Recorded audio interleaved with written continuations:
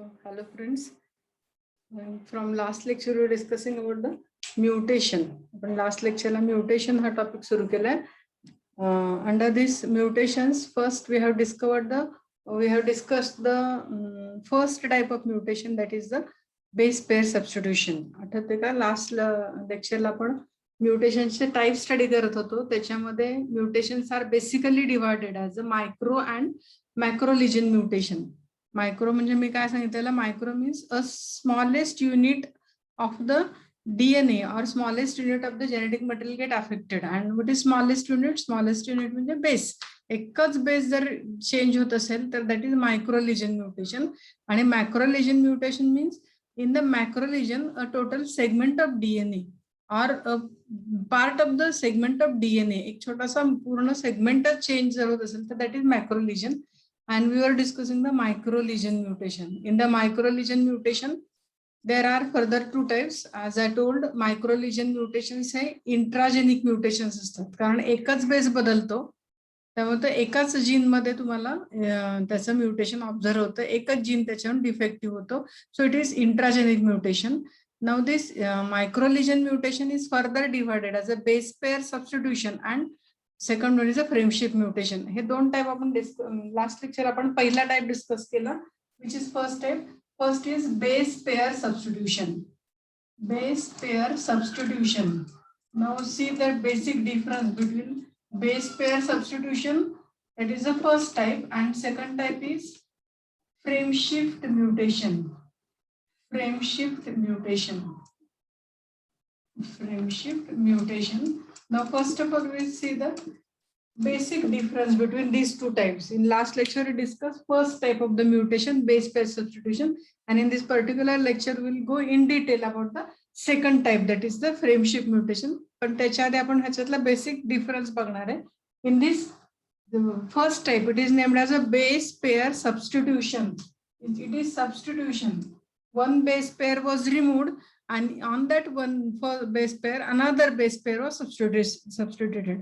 मी एक एक्झाम्पल सांगितलेलं. Suppose we have a class of 50 student, 50 मुलं आहेत वर्गात, and if one candidate leave the class, एक मुलगा जर बाहेर पडला, and if another candidate replace that one, एक मुलगा बाहेर पडला त्याच्याऐवजी दुसरा मुलगा वर्गात येऊन बसला, तर काउंट किती होईल? 50 होईल. That is substitution. So base pair in the base pair substitution, one base pair was removed and another base pair was added. दूसरी base pair त्याच्या जागी add केली जाते. It is called as base pair substitution. And this in the base pair substitution चे आपण types बघितलेले. Base pair substitution is divided as a transition, transversion. हे last lecture आपण सगळं स्टडी केलंय. ट्रान्झिशन ट्रान्सवर्शन मुळे पुढे तुम्हाला missense mutation, silent mutation, neutral mutation किंवा नॉनसेन्स म्युटेशन असे वेगवेगळे टाइप्स ऑब्झर्व होतात. Here in case of base pair substitution, normally that codon get affected. तो जो कोडॉन जो असेल की ज्याच्यातली बेस पेअर चेंज झाली, that particular codon get affected. Again remember that is substitution. इथं सबस्टिट्यूशन असेल. Suppose this is the DNA. I consider it is a DNA having A, T, G sequence. इथं त्याच्या complementary sequence असेल T, A, C. In the base pair substitution, suppose again write C, A, C, G, T, C. Sorry, G. Suppose this is a particular sequence. What is base pair substitution? Suppose this pair, AT pair, it was replaced. Has a pair replaced झाली. If it was replaced by GC, याच्या जागी जर GC आला, तर now your DNA कसा होईल? It will remain as it is. पहिली pair अशीच राहील. AT was replaced by GC. AT च्या जागी GC आला. CG remain as it is. CAC further sequence remain as it is. So that change will occur only in this particular codon. ह्या codon मध्ये फक्त तुम्हाला change दिसेल. Your original codon is TAC. Because of this mutation, your codon becomes TGC. So the effect of base pair substitution will be observed only in single codon. That is substitution. Because of substitution, एकाच्या जागी दुसरं येऊन बसल्यामुळे sequence तुमचा तेवढाच न्यूक्लियोटाइडचा राहिला. समजा suppose this sequence of nucleotide six basis आहे, त्याच्यात 6च बेसिस राहिल्या कारण 80 च्या जागी GC आलं. That is the substitution. हे मिनिंग एकदा कळलं then we will go for the frameship mutation. Frameship mutation मध्ये तसं नाही. Frameship mutations are due to the insertion and deletion. Frameship mutations are due to the insertion and deletion or deletion. आणि म्हणण्यापेक्षा पण or म्हणूया, insertion or deletion. पहिल्या example मध्ये मी सांगितलं की 50चा क्लास आहे, 1 बॉय लिव्ह केलं आणि दुसरा त्याच्या जागी एंटर झाला तर काउंट 50च राहिलं. That is substitution. पण इन्सर्शन आणि डिलिशन मध्ये काय होईल, ह्या केसमध्ये 50चा क्लास आहे, एक ऍडिशनल मुलगा येऊन बसला, क्लासचा काउंट झाला 51. दॅट इज इन्सर्शन किंवा डिलिशन असेल. डिलिशन एकतर इन्सर्शन होईल, इन्सर्शन नाही झालं तर डिलिशन होईल. डिलिशन मध्ये काय होईल, एक मुलगा निघून गेला, क्लास 50चा काउंट होता तो आता 49 झाला. So that is insertion and deletion. There is addition of a new base or there is deletion of the base. एखादा बेस निघूनच जाईल किंवा एखादा बेस ऍड होईल. That is called as insertion and deletion. And the second type of base frameship mutations are due to the insertion and deletion. पहिल्या केस मध्ये substitution होतं, एक जातो दुसरा येतो. दुसऱ्या केस मध्ये एक तर इन्सर्शन होईल, नवीनच येऊन बसेल, किंवा डिलिशन होईल, एखादा निघून पण जाईल. So that is the insertion and deletion and it is the frameshift mutation. So let us see the frameshift mutation how it occurs. कसं होतं बघूया आपण. Frameshift mutation, why it is called as frameshift mutation, त्याला frameshift mutation का म्हणतात ते बघूया आपण. And how it occurs.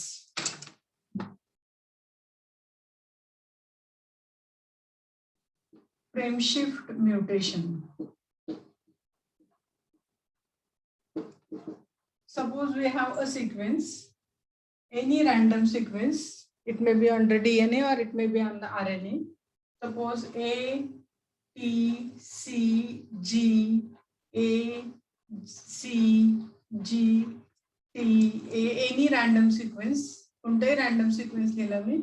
It will read as a ATC from 5' to 3'. ATC is the first codon.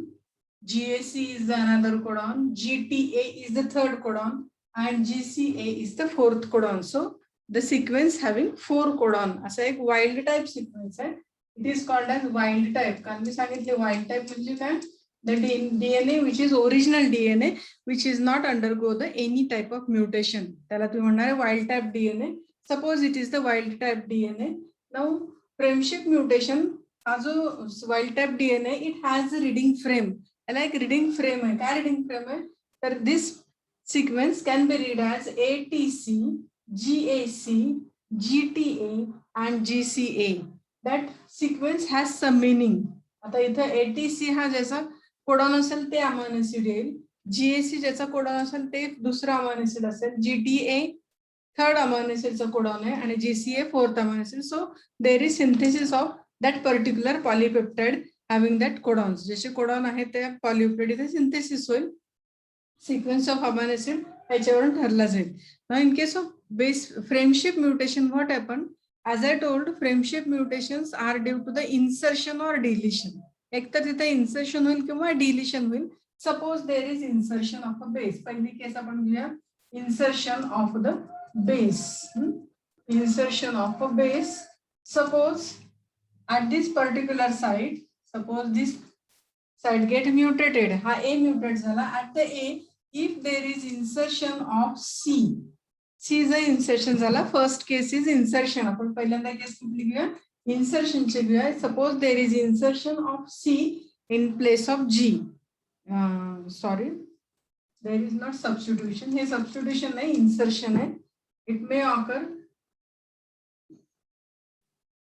Suppose there is insertion of C in that particular place. ह्या जो space आहे GAC मधल्या ह्या स्पेस मध्ये जर इन्सर्ट झाला, insertion of a new base, total नवीन बेसच इन्सर्ट झाला. Now what happens? Your mutation will occur. Insertion of C at that particular place. ह्या स्पेस मध्ये आपल्याला C इन्सर्ट करायचं. So your sequence will become, sequence कसा होईल, ATC will remain as it is. हा हे असंच राहील. GA, C get inserted. इथं आपण सी पेक्षा टी घेऊया, वेगळा बेस घेऊया, याच्यापेक्षा टी घेऊया. Suppose T get inserted, so GA T was inserted, so there is insertion of T.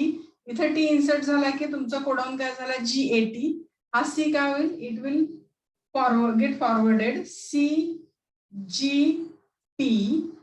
AGC and A. So now your sequences, तुमचा सिक्वेन्स काय झाला ATC GAT CGT and AGC. The total reading frame get change. He total reading frame बदलली, याला काहीतरी meaning होतं. हे 4 amino acid synthesis करणार होते, कारण 4 वेगवेगळे कोडॉन्स आहेत, 4 अमायनो ऍसिडचे. All this codons from the site of insertion there is change in the sequence of nitrogen bases. पूर्ण सिक्वेन्स तुमचा बदलून गेला, टोटल रिडिंग फ्रेम बदलली. इथे जे अमायनो ऍसिड तयार होणार आहे ते खाली होणार नाहीत, कारण तुमचे कोडॉन्स सगळे बदलले. It is called as frameshift mutation. Why it is called as frameshift? There is shift in the reading frame. तुमची रिडिंग फ्रेम काय होती ATC GAC GTA GCA. Now it becomes ATC GAT CGT and AGC. Total reading frame get changed, and that is called as frame shift mutation. So that will occur due to the insertion. There is insertion इथं झाल्यामुळे काय झालं, तुमचा C पुढे गेला. बरोबर आहे, C पुढे गेला, अल्टिमेटली सगळंच पुढे पुढे गेलं. It is called as forward frame shift. त्याला म्हणतात forward frame shift. Due to the insertion of a base, total new base, there is forward frame shift. समजा 6 जण बसलेत आणि 2 नंबरच्या पोझिशनला 1 आणि 2च्या मध्ये एक कॅन्डिडेट येऊन बसला, तर 2च्या पुढच्या सगळ्या पुढे पुढे सरकायला लागेल, तरच तो मध्ये बसेल. That is forward frame shift. बरोबर आहे. Forward frame shift is due to the insertion of a new base at a place. एका प्लेसला इन्सर्शन झालं, पुढचे सगळे पुढे पुढे सरकत गेले, कारण याला आता इथे बसायचंय. इथे GAT होईल, CGT होईल, हा पुढच्या कॉडॉन मध्ये गेला. So it is a forward frame shift.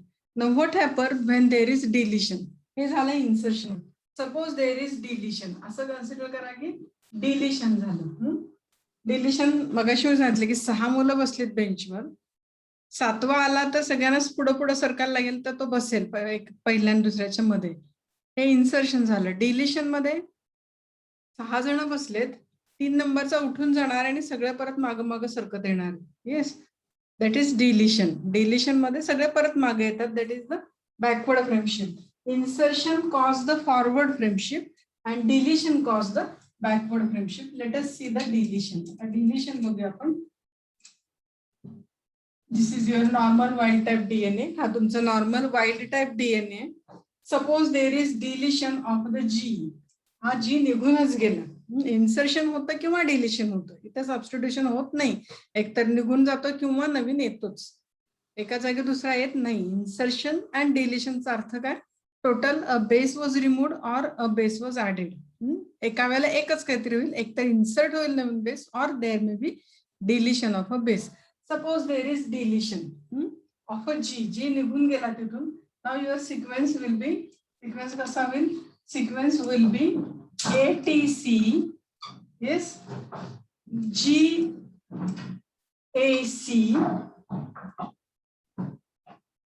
just a minute. So the sequence will be ATC, GAC will remain as it is. That G was deleted, so your T become first position of the codon. T त्याच्या बरोबर A मागे येईल आणि G, TAG will be third codon and CA like that. So here there is backward frame shift. तुमचं bases मागे आले because of the deletion of base. So deletion leads to the backward frame shift. Positive frame shift पण म्हणतात आणि negative frame shift. It is the negative frame shift.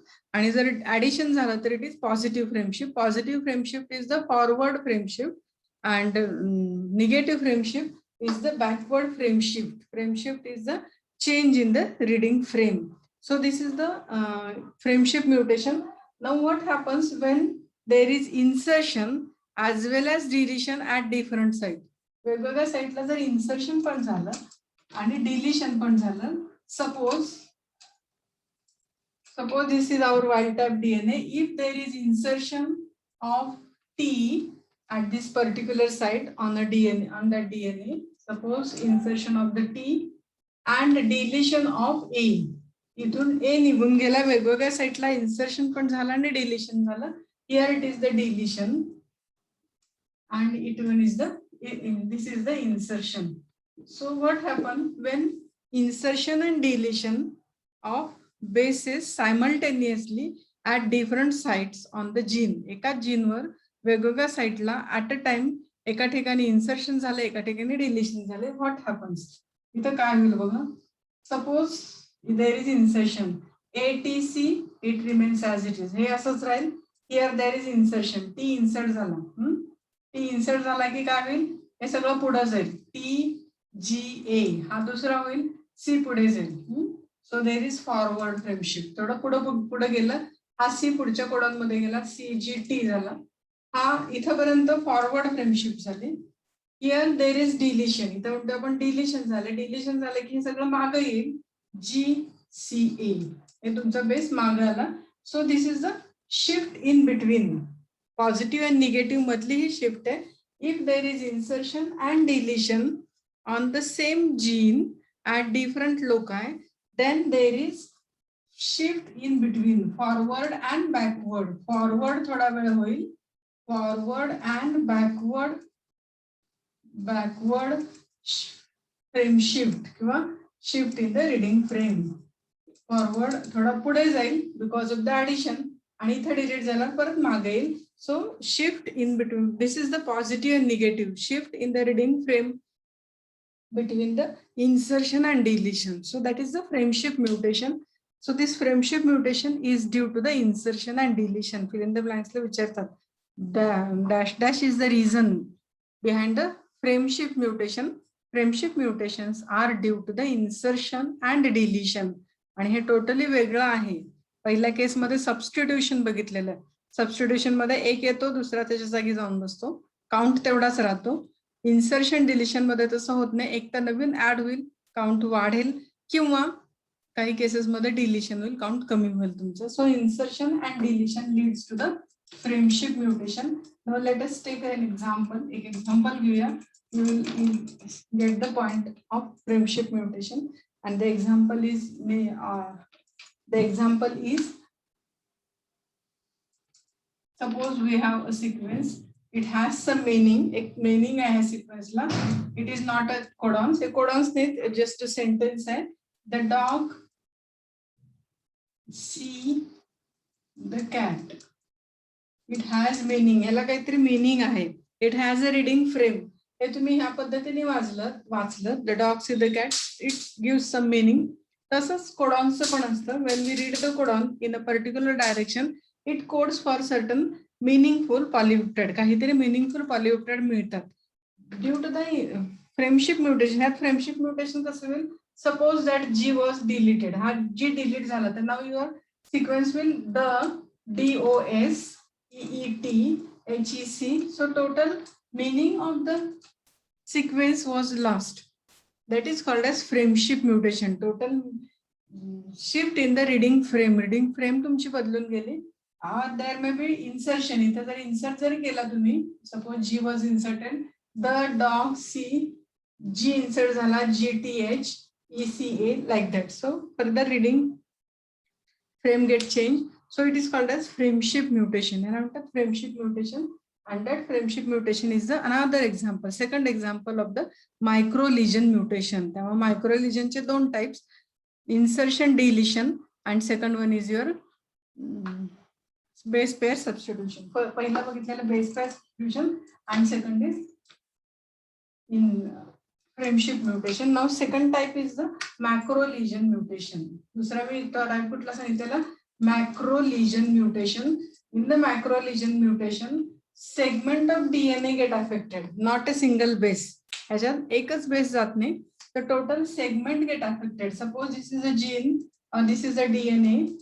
In that case, in this DNA, suppose this middle part it get changed. हा पूर्ण segmentच निघून जातो. It is called as macro lesion mutation. In the macro lesion mutation, part of the DNA or segment of the gene or DNA get changed.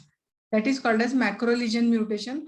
and macro-lesion mutations are intergenic. Intergenic, why it is intergenic?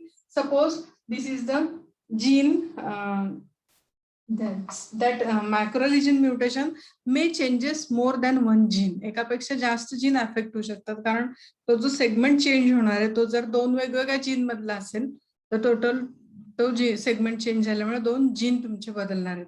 In last lecture we have seen that intergenic mutation म्हणजे काय. Now which are the types of macrolesion mutation. काय काय होऊ शकते ह्या सेगमेंटचं. तर in macrolesion mutation may be deletion. म्हणजे काय, that total segment get deleted, हा पूर्ण निघूनच जाईल. That macrolesion mutation may be insertion, एखादा नवीन सेगमेंट ऍड पण होऊ शकतो ह्याच्यात, अख्खा सेगमेंटच ऍड होईल डीएनए मध्ये. There may B duplication, name itself indicate. Duplication म्हणजे that total segment get duplicated, आहे हा सेगमेंट परत डुप्लिकेट होईल. There may be translocation.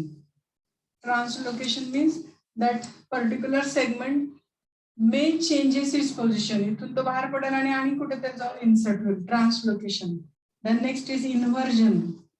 Inversion means that segment may get inverted, इथून बाहेर पडेल आणि इथेच परत तो उलटा होईल, असा होऊन तिथे तो इन्सर्ट होईल. So there may be deletion of a segment, segment निघून जाईल, और there is insertion of a new segment, और there is duplication, same segment may get repeated, आहे तसा परत रिपीट होतो.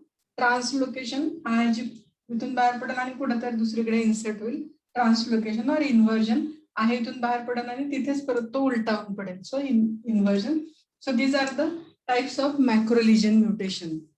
So these are basic types of the mutation. एवढे हे चार पण types बघितले depending upon the changes occur in the mutation. Macrolesion, macrolesion, macrolesion. In next lecture we will see the further types of mutation depending upon the cause of mutation. कुणामुळे mutation होते त्याच्यावर काही types केले, त्याला induced mutation आणि spontaneous mutation म्हणतात. ते आपण नेक्स्ट लेक्चरला बघूया. ह्या दोन लेक्चर मध्ये फक्त आपण दोन टाइप्स बघितले, मायक्रो अँड मॅक्रोलिजन. आणि हे कशावरून टाइप्स केलं तर depending upon the change occur, की काय चेंज होते, सबस्टिट्यूशन होते, इन्सर्शन होते, डिलिशन होते. मायक्रोलिजन आहे म्हणजे एकच बेस बदलतोय का, मॅक्रोलिजन सेगमेंटच पूर्ण बदलतोय. So that is about the types of mutation depending upon the change occur. इथं आपण थांबूया. नेक्स्ट लेक्चरला आपण in types of mutation depending upon the cause of mutation, कुणामुळे होतं त्याच्यावर वेगळे दोन टाइप्स केले, ते नेक्स्ट लेक्चर मध्ये. ते थांबूया आपण. व्हिडिओ मात्र बघत राहा. ऑनलाईन आपण लवकरच भेटूया.